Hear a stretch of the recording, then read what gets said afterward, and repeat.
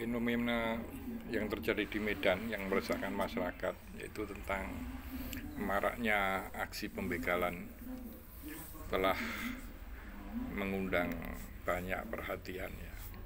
Tentu fenomena begal ini bisa dilihat dari beberapa sisi, bisa dari sisi ekonomi, kemudian dari sisi religius, dari sisi hukum dan sebagainya. Nah, saya akan mengkaitkan fenomena ini dengan konstitusi. Nah, apa hubungannya ya? Karena saya sedang secara pribadi berkampanye tentang perlunya kita memperhatikan pelaksanaan pasal 27 maupun 33 Undang-Undang Dasar 45, maka fenomena yang terjadi di Medan akan saya kaitkan ke sana ya. Motivasi pembegalan tentunya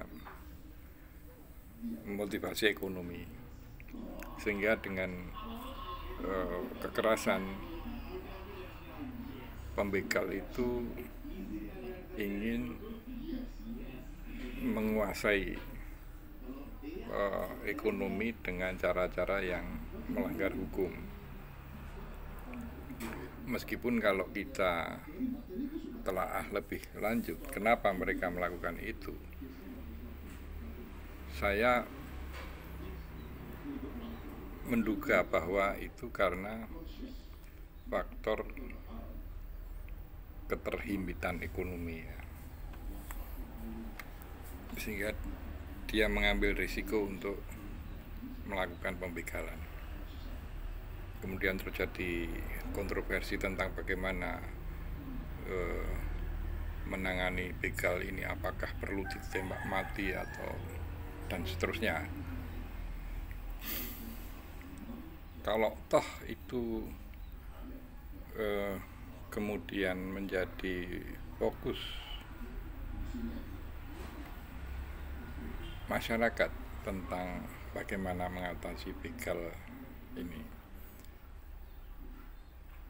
itu baik-baik saja. Cuma kita jangan lupa apa yang terjadi di level yang lebih tinggi. Itu terjadi fenomena yang kurang lebih sama, motifnya ekonomi, cuma dengan cara-cara yang sangat canggih,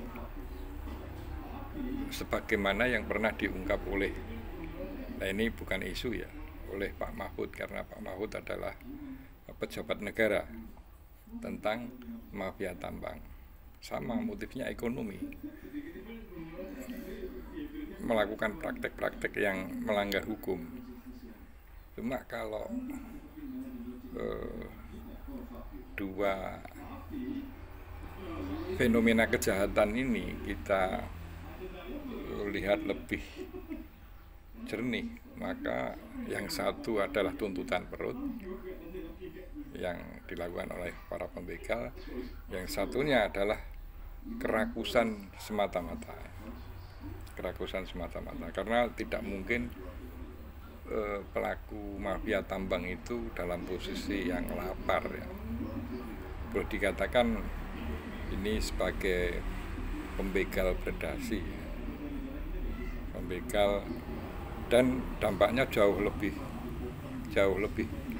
luas, karena kalau kita dasarkan pada hitung-hitungannya Pak Mahfud saja, yang dirugikan adalah setiap kepala penduduk Indonesia.